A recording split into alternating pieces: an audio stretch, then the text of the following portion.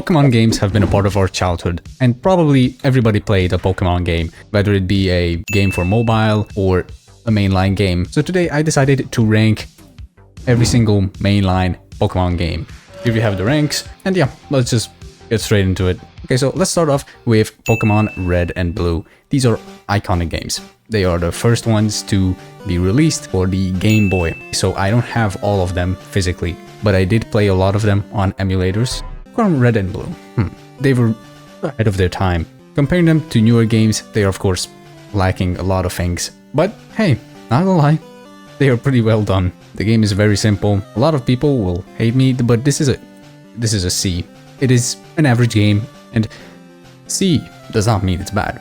And honestly, Pokemon Yellow is basically the same, except you get Pikachu as a starter, and they change up a few things, but very minor. Honestly, I think it's the same. Really, I didn't see a difference. There may be differences, and I'm just stupid. Next up is Pokemon Silver and Gold. This is the first Pokemon game on the Game Boy Color. This means that there are colors now, woo! And yeah, this introduced a lot more things, well, mostly Pokemon, really.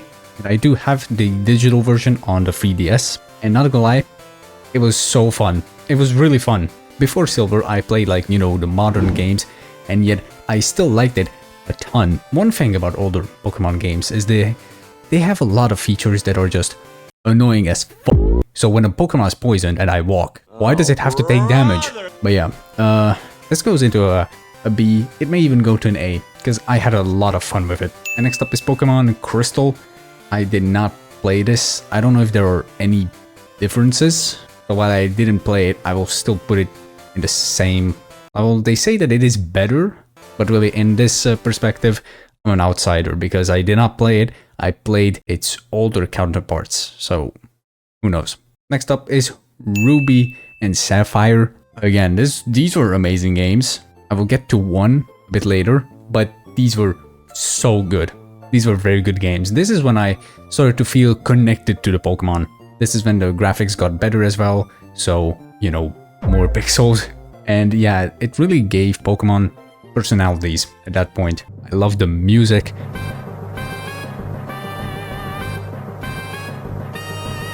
Owen is a good generation, and it has so good Pokemon. The legendaries I love as well.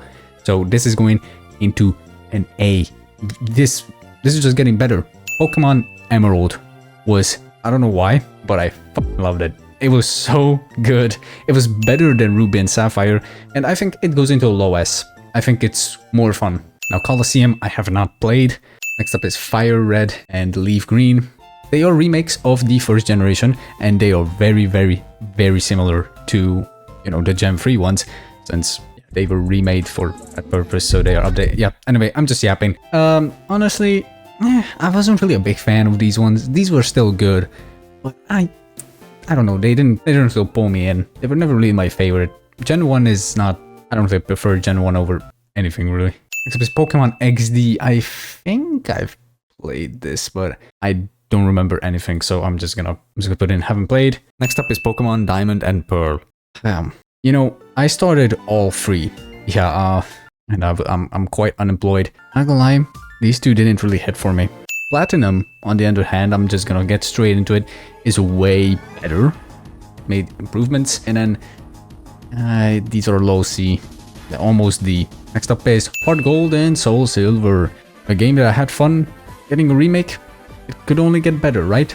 It did. It did. I do not know which version I played. I probably continued with Silver, and this goes into a lower A. I think this was a very fun game. Next up is Pokemon Black and White. I prefer Zekrom, and thankfully I played Pokemon White. And I don't know. This game is really pushing pixel art to its limit.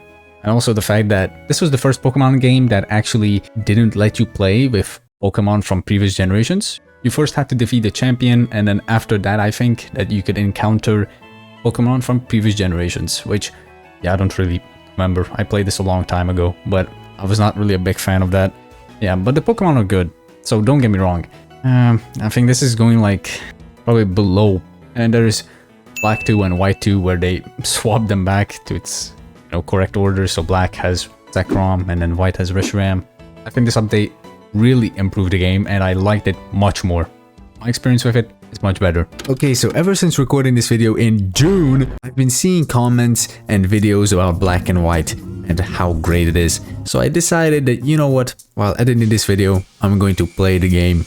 And you know what? This game does not deserve B. It deserves a high A. It's pretty good. You know what? I'm changing my mind, but the original one still goes in B because I like the sequel more. And next up is X and Y. So, okay, this is where it gets controversial. And honestly, I mean, this list is pretty controversial, even just looking at it. I think X and Y was the best era for Pokemon. Like, the Pokemon were good. The new type, animated series was peak. The fights, Greninja. Yeah, I'm glazing, but hey, it's Greninja, bro. It's like the Songjinboo of Pokemon. Anyway, Pokemon X and Y. Next up is Omega Ruby and Alpha Sapphire.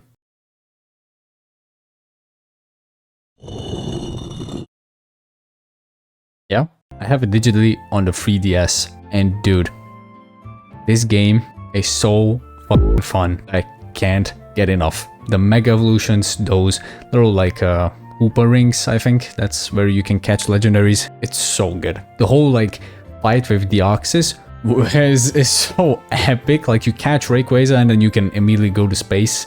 I like that. There was one time where I didn't like space, but that's an older video, come on. Anyway, next up is Pokemon Sun and Moon. So Moon was actually my first Pokemon game when I got the 3DS. Not gonna lie, Sun and Moon felt like a demo. This game felt incomplete. Like, one example that quickly comes off my head is how you catch a Necrozma. You beat the Elite Four, and then you go onto an island. You go into this patch of grass with Ripple, and then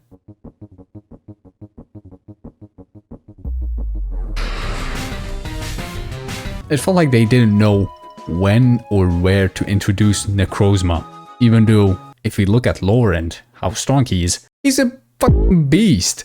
And then almost immediately, I think they also released Ultra Moon. I remember waiting for it because I knew that this would be an improvement. And this is why Sun and Moon goes into low C. Because Ultra Moon fucking carried the whole Alola region, okay? They actually introduced a way to catch Necrozma normally. Connecting to the lore, you get to see older Pokemon.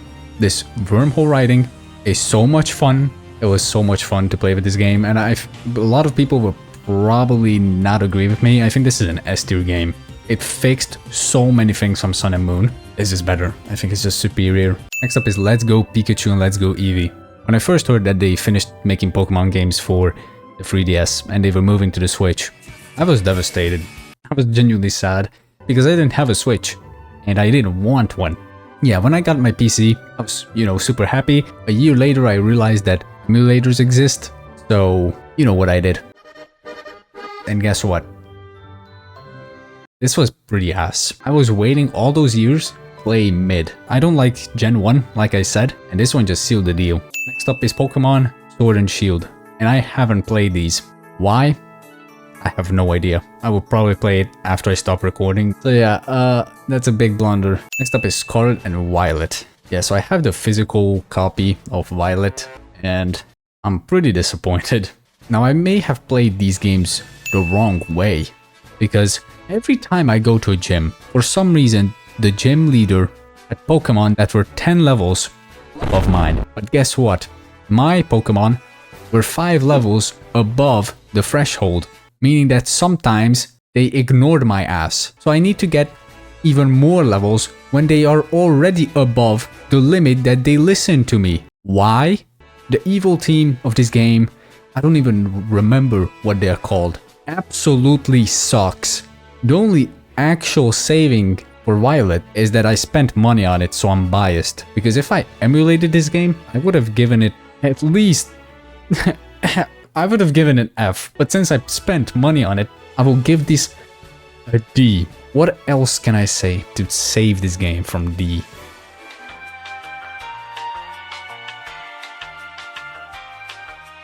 Fuck nothing. Next up is... I can't even see that image. Oh, it's the Gen 4 remakes. I have not played these.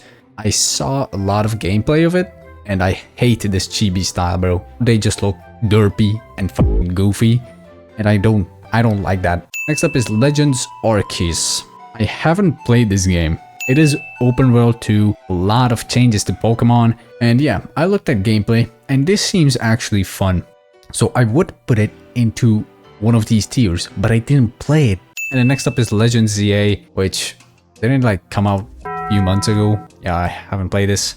Yeah, that's pretty much it. So anyways, I may switch around a few things.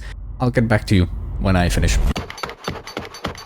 And so here is the final list that I ended up making. But anyways, a few notes to make is that please don't spread my ass cheeks. This tier list is my opinion, and I'm quite biased for the newer games. If any of y'all recommend that I play one of these games here in the haven't played section, I would love to listen to your opinion.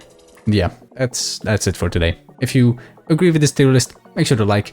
If you didn't, comment down below why. And yeah, so I'll see you guys next time. Peace.